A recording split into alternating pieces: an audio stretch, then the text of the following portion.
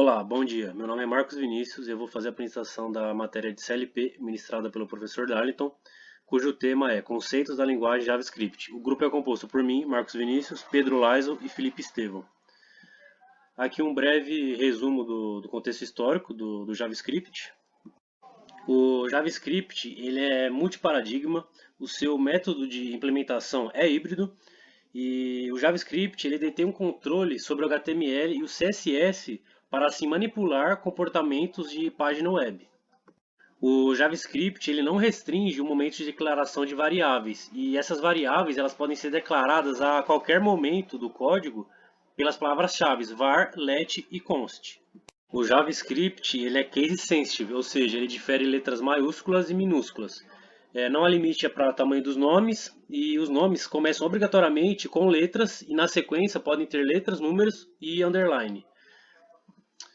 As variáveis elas são dois tipos, tem estáticas e dinâmicas. Aqui temos os sistemas de tipos, onde temos tipos primitivos, onde esses tipos eles não são classes. Temos os tipos enumerado, onde eles podem ser classes, objetos e vetores. Ele não possui uniões, vetores multidimensionais não existem nativamente, possuem funções e essas funções podem ser tratadas como cidadãs de primeira classe.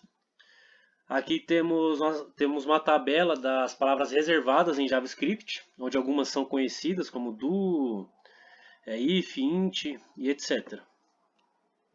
O JavaScript ele é uma linguagem que não possui ponteiros, porque eles não são considerados confiáveis. E todo objeto de classe ele é acessado por meio de uma referência. O JavaScript ele possui um coletor de lixo, que é o Garbage Collector, que utiliza a estratégia Mark and Sweep, que é o marcar e varrer. Aqui temos os operadores, onde o JavaScript ele possui operadores binários, unários e um operador ternário, que é o condicional. Temos aqui os operadores aritméticos, que é o módulo, incremento, decremento, negação, adição e exponencial, e os operadores bit a bit, que se dividem em operadores lógicos, AND, OR, XOR e NOT, e o deslocamento, que é direita e esquerda. Aqui nas expressões temos a expressão this, que podemos usar essa palavra reservada para referir a um objeto atual. A new, que é para criar uma instância de tipo de objeto definido pelo usuário ou de um dos tipos de objetos pré-definidos. E a super, que ela é utilizada para chamar a função pai de um objeto. E ela é útil para nas classes chamar a chamada construtor. Aqui temos as estruturas de controle, onde temos estrutura de seleção de dois caminhos, que é o if e o else, onde o else ele pertence ao if anterior mais próximo e permite-se else e if alinhados. Temos a estrutura de seleção múltipla, que é no caso do switch, onde cada passo possibilita somente valores ordinais ou string, possui caso default, não é obrigatório cobrir todos os casos e possibilita executar mais de um caso.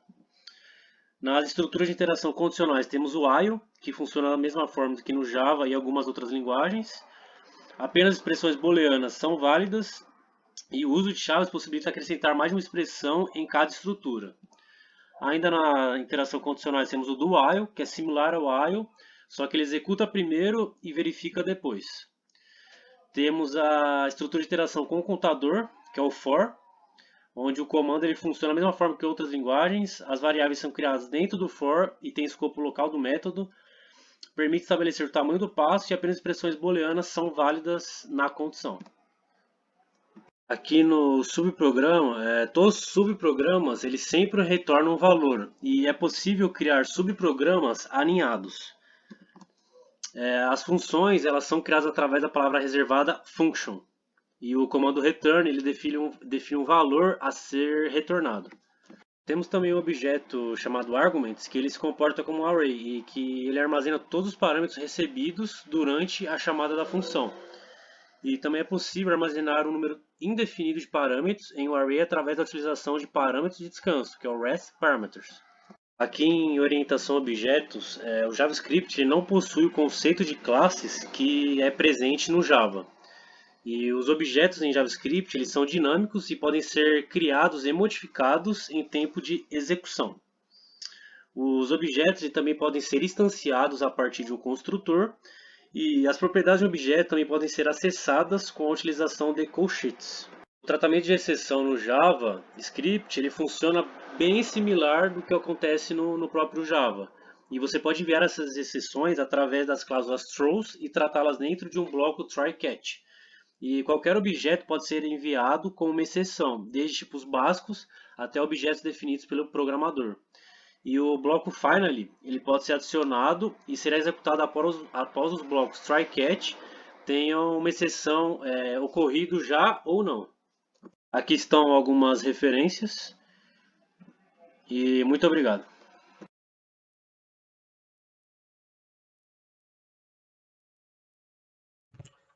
Bom, falando um pouco sobre o sistema, temos um menu com 3 opções, que é a visualização de cada entidade do sistema.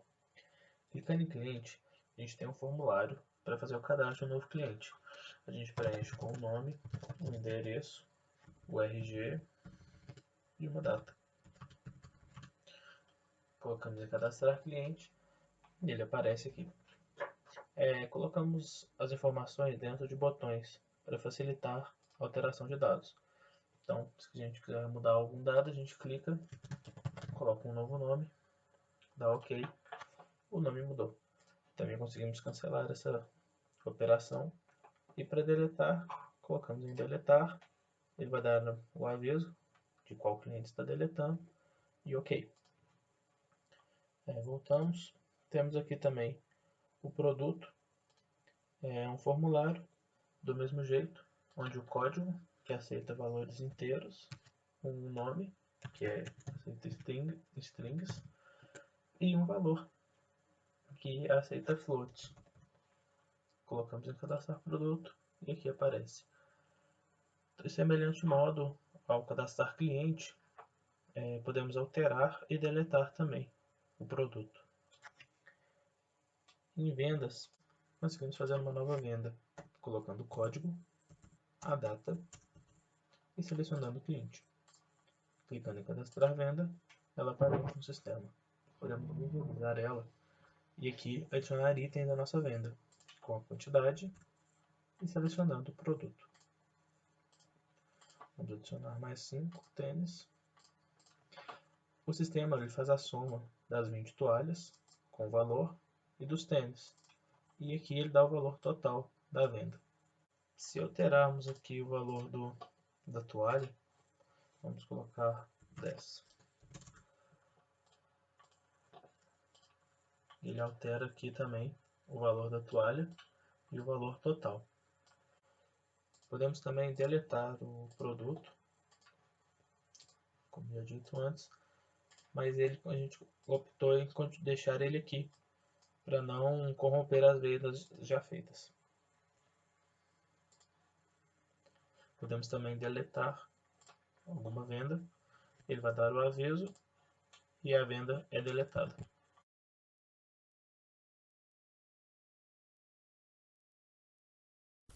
Olá pessoal, meu nome é Felipe e eu estou aqui para falar um pouquinho sobre a implementação desse sistema que foi desenvolvido como trabalho prático da matéria de conceitos de linguagem de programação.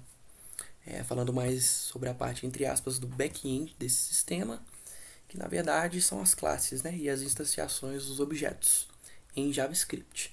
Começando um pouquinho a falar aqui sobre essa função symbol, que ela é responsável por gerar assinaturas aleatórias e únicas. Você podendo passar uma descrição para o parâmetro dessa função, que vai servir como descrição, né, dessa assinatura. Como ela é aleatória e única, ela precisa de uma descrição, às vezes, na hora de debugar. Mas, enfim, eu faço isso como um método, né, como uma tática de criar objetos que só são acessíveis dentro da classe, ou seja, objetos privados.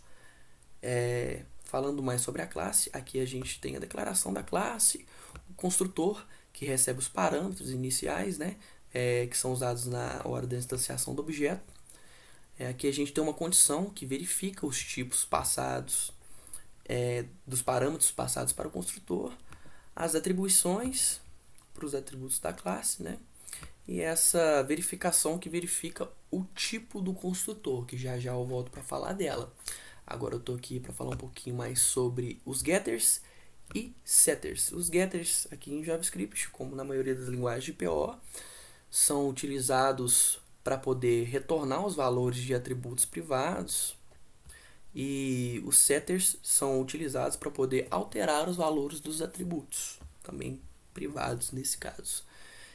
Falando um pouquinho aqui sobre a facilidade, sintaticamente falando, que o JavaScript permite, é que, por exemplo, na hora de instanciar um objeto, eu quero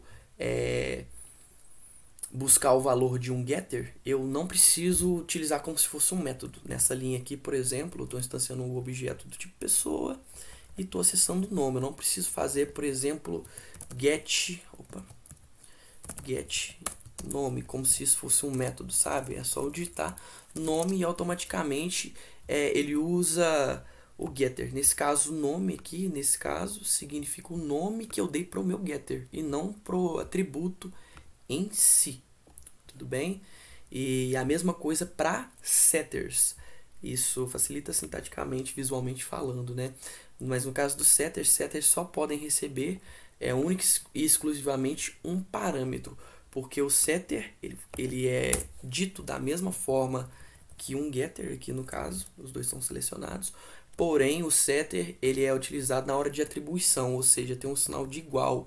Ele vai pegar o valor que está sendo atribuído e vai usar como parâmetro para poder avaliar, né, e realizar as alterações.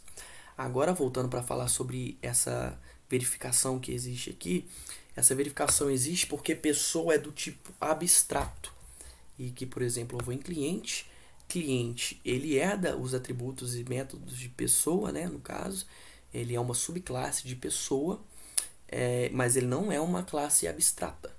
E na hora de instanciar uma pessoa, esse constructor, ele sempre vem com o tipo, na hora de instanciar um objeto, desculpa, né? Ele sempre vem com o tipo desse objeto, ou seja, se eu estou instanciando um cliente, ele não passa nessa verificação. Mas se eu estou instanciando uma pessoa, ele passa nessa verificação. Ele usa uma estratégia muito interessante também do JavaScript, que é o tratamento de exceções, né? O error handling. E ele joga um erro, né? Ele cria um erro dizendo que pessoa é uma classe abstrata e por isso não pode ser instanciada. Agora eu deixei preparado um arquivozinho aqui para ter alguns exemplos, né? Ele importa todas as classes e ele já instancia alguns objetos que não são objetos abstratos, de classes abstratas, desculpa. E aqui, por exemplo, eu vou tentar instanciar uma pessoa. Eu estou com o terminal pronto no navegador, onde esse terminal indica que pessoa é do tipo abstrato. Agora eu vou fazer a mesma coisa para a classe totalizável, que também é uma classe abstrata. E a gente pode ver que ele retorna, mesmo erro totalizável, é uma classe abstrata, por isso não pode ser instanciada. E aqui, só para sombra de dúvidas, vou instanciar todos os objetos de classes que não são abstratas. Agora vamos voltar lá no navegador. E aqui é muito interessante que a gente consegue ver que Felipe, por exemplo, o cliente Felipe instanciado, o symbol dele, né, o atributo de nome dele, ele vem de nome pessoa, ou seja, isso aqui indica claramente que houve uma herança de classes, onde RG, por exemplo, é só um atributo de cliente. E isso é muito legal. Agora, voltando para o código, gostaria de comentar um pouquinho aqui sobre uma classe que eu deixei preparada para poder demonstrar como são feitos, nesse caso aqui, né, como foi feito um método que é abstrato. Um método abstrato em JavaScript, aqui nesse caso, nada mais é que um método, né, uma assinatura de um método, e dentro dele eu jogo um erro de implementação. Isso aqui significa que se a subclasse não implementar, não substituir esse método com a mesma assinatura, que é o caso de teste não está implementando nenhum outro método que chama total, nada mais vai acontecer além de um erro. No caso, ele vai dar esse throw erro aqui e nada vai se implementar, nada vai ser executado no caso. Esse erro avisa que método não tem implementação, né? Agora eu vou voltar para o arquivo principal. O método, o teste já está implementado, no caso, vou dar um console log nele e vou dar um console log no total, no método total, né, no retorno desse método. Aqui a gente vê que total não está implementado. Uma última coisa que eu vou comentar agora antes de terminar é que existe uma tratativa para isso. Nesse caso eu vou comentar um pouquinho rapidinho sobre essa tratativa. Nesse caso aqui a gente usa o try catch finally, que nesse caso também é uma ferramenta do JavaScript para poder fazer tratamento de exceção. Explicando o funcionamento, eu tento executar total, nesse caso sem compromisso nenhum, ou seja, sem usar esse retorno em nenhuma variável ou em nenhum outro método, só para ver se esse método não vai me gerar nenhum erro. Se esse método não gerar erro, ele pula para esse bloco finally, que vai ser executado gerando erro ou não, né? E ele printa a resposta desse método, o retorno desse método. Já se ele gerar algum erro nessa tentativa de execução, ele pula para esse bloco catch, onde esse bloco recebe o erro como parâmetro. Nesse caso não é tão interessante usar o erro nesse caso específico, porque tudo que eu faço é chegar na classe importada, adicionar o método total, que nesse caso é uma função que só soma todos os números que o meu objeto recebeu, aqui nesse caso 1, 2, 3, 4, 5, e retorna. E depois disso ele também executa o bloco finally. Ou seja, se o método existe, ele já printa o retorno desse método. E se o método não existe, ele cria um método e printa esse método. Voltando para o navegador, a gente consegue ver a resposta lá, que é a soma de todos os números inseridos, que é 15. Então, agradeço a atenção de vocês até aqui. Esse foi o trabalho prático que a gente fez, apresentou, e eu espero que vocês tenham gostado.